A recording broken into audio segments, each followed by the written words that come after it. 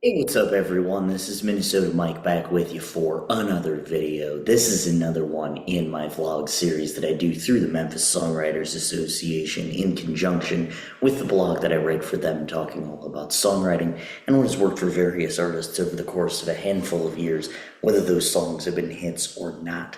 So, this latest kick that I'm on is called "This Vlog is the Best, Jerry, the Best." So at the time of publishing this blog and vlog, we are at the end of another school year, and so as tradition dictates, I give out superlatives every year to all of my classes. They start with most likely to, and then are something playfully uber specific about a certain student, something funny they did or said throughout the year, or just, told me about in the past.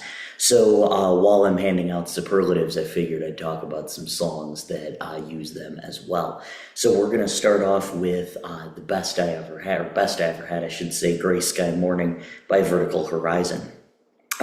Just a little background. It's always my goal in these blogs and vlogs to expand your horizons, but with this particular song, I might be expanding your vertical horizons.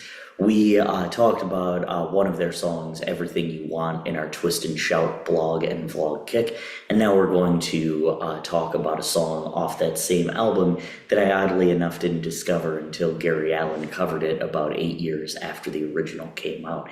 I say that's odd because all the songs from Everything You Want were just absolutely everywhere after it was released. But Best I Ever Had starts off with the narrator seeing his flames sail away into a gray sky morning before concluding in the verse and the last verse, the first verse and the last verse, that love can be so boring. He adds in the pre-chorus, nothing's quite the same now, I just say your name now. And the chorus sees him in the denial stage. It's not so bad, you're only the best I ever had. Don't want me back, you're just the best I ever had. More on that denial in a little bit because it's deeper than just straight up denial.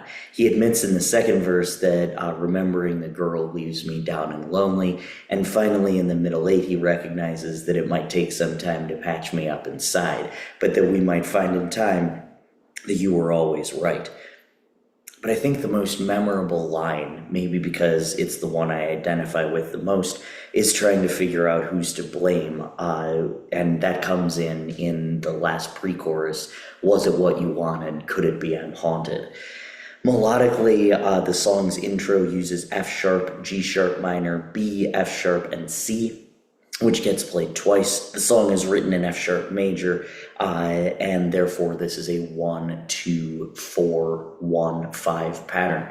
The verses use the same pattern, played twice, followed by the pre-chorus, which uses G sharp and D sharp minor, the 2 and the 6 chords, and those get played twice before ending on the C, which is the 5 chord.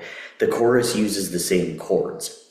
The middle eight then uses E, F sharp, B, F sharp, and G, which is a 7, 1, 5, 1, 2 pattern.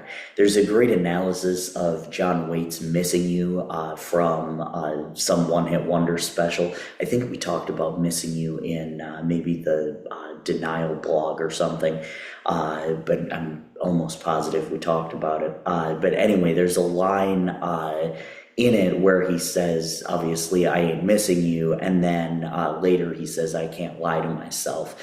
I bring this up because both of these songs are about denial, and in this case, downplaying how bad it is. So it's not just denial, it's like, no, I'm fine, it's not so bad. But then it's almost like that's a little bit sarcastic, right, in order to downplay it. But anyway, it brings us to Tension City, using the 5 chord and the 2 chord to create that feeling of unresolved, despite what the narrator says. Now, the John Waite song uses the 4 chord to do the same thing instead of the 5 and the 2. But like I said, Tension City. It's also worth noting that the Vertical Horizon song stays the same throughout, except for the middle 8, obviously. So this denial stage, the narrator is kind of going through the motions, much like what is happening melodically. Although, again, it's worth noting that, that's what's happening melodically, but we hear him say it's not so bad, and so it kind of contrasts that. It's like, well, I think it might be, based on the chords that you're playing.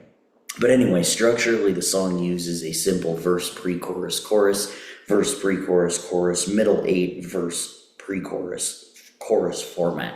I'm not sure what it is about the songs that I listen to, but the ones with pre-choruses seem few and far between. With that being said, when I hear a song with a pre-chorus, it really stands out, and this one is no exception. It's always a simple 2 lines, but it adds so much depth to the song, serving the song, because it's not a big booming thing and doesn't have to be. I guess you could say it's everything you want and everything you need in this particular case. So you can listen to Best I Ever Had below. I actually linked the Gary Allan version and the Vertical Horizon original in one playlist, so you can listen to both, compare them, but they're pretty similar, both very, very good. I'm Minnesota Mike. Thank you so much for tuning in. You guys are the best for doing so, and we will continue to talk about superlatives in the upcoming videos. Make sure you check out all of my other vlogs right here on YouTube, as well as all of my blogs, which can be found on the Memphis Songwriters Association website. Thank you so much.